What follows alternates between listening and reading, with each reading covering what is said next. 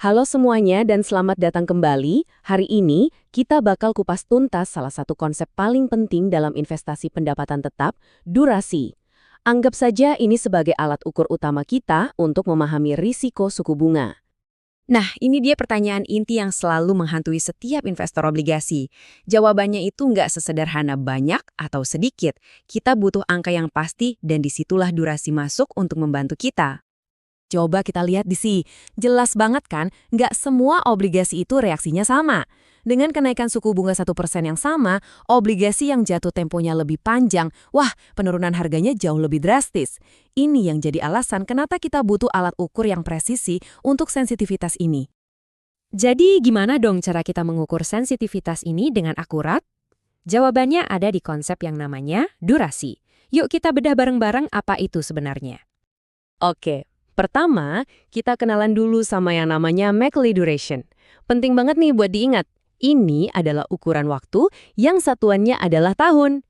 Pada dasarnya, ini ngasih tahu kita kapan secara rata-rata kita bakal nerima kembali nilai uang kita. Biar gampang bayanginnya, kita pakai analogi sederhana. Bayangin arus kas obligasi Anda, pembayaran kupon dan pokoknya, itu seperti beban yang ditaruh di atas papan kayu. Pembayaran yang datang lebih cepat ada di dekat kita, sementara yang masih lama ada di ujung papan sana. Nah, Maclay Duration itu adalah titik tumpu yang bisa bikin papan itu seimbang dengan sempurna. Kalau sebagian besar pembayaran adanya jauh di masa depan, ya titik tumpunya bakal lebih jauh juga. Artinya, durasinya lebih panjang.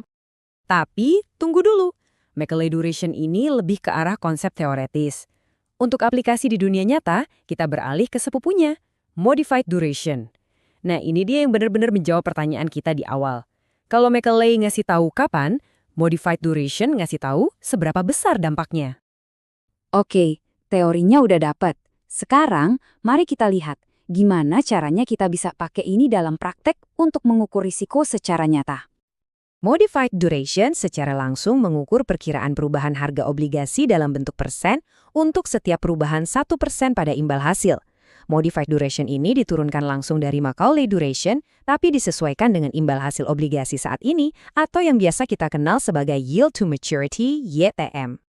Nah, ini adalah aturan praktis yang sangat berguna. Sederhananya begini, modified duration sebesar 5 berarti harga obligasi akan bergerak sekitar 5% berlawanan arah dengan perubahan suku bunga sebesar 1%.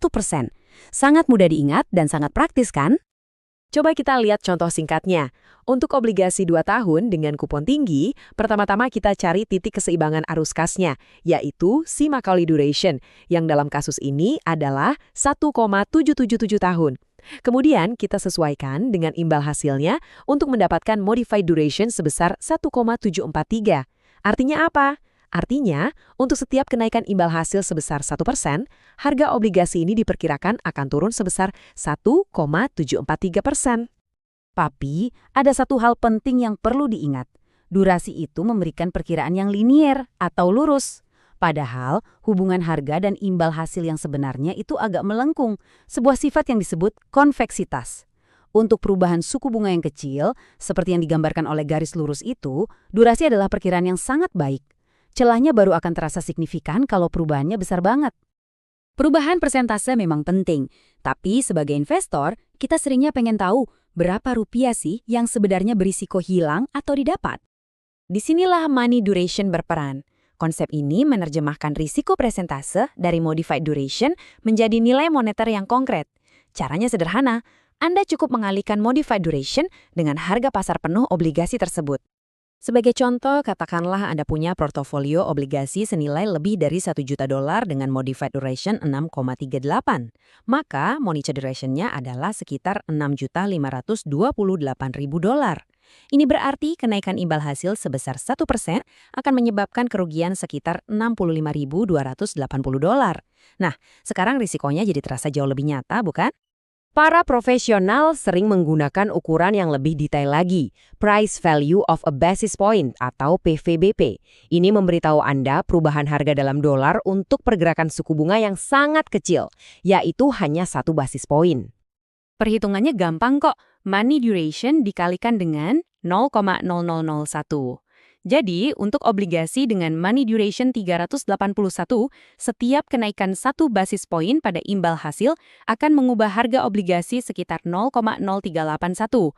Ini adalah alat yang sangat presisi untuk manajemen risiko harian. Kita sudah lihat cara mengukur durasi. Tapi pernahkah Anda bertanya-tanya, kenapa sih obligasi yang berbeda punya durasi yang berbeda juga? Ternyata ada 3 faktor utama yang menentukannya. Pertama, jatuh tempo. Makin lama waktu hingga jatuh temponya, makin tinggi durasinya. Cukup logis. Kedua, tingkat kupon. Nah, ini hubungannya terbalik. Kupon yang lebih tinggi berarti Anda mendapatkan lebih banyak uang kembali lebih cepat, sehingga menurunkan durasi. Terakhir, imbal hasil atau YTM. Imbal hasil yang lebih tinggi juga menurunkan durasi karena mendiskontokan arus kas di masa depan dengan lebih berat, sehingga mengurangi bobotnya. Baik, kita sudah membahas beberapa konsep penting. Sekarang, mari kita rangkum semuanya menjadi satu perangkat praktis yang bisa Anda gunakan.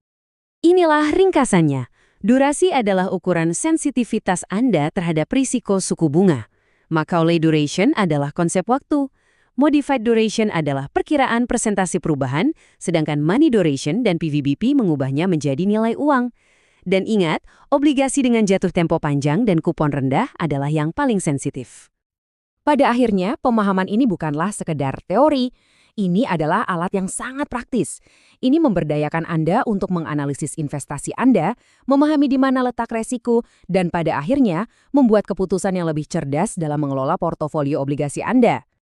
Terima kasih telah bergabung dengan kami dalam pembahasan ini. Kami harap ini membantu Anda memahami durasi obligasi.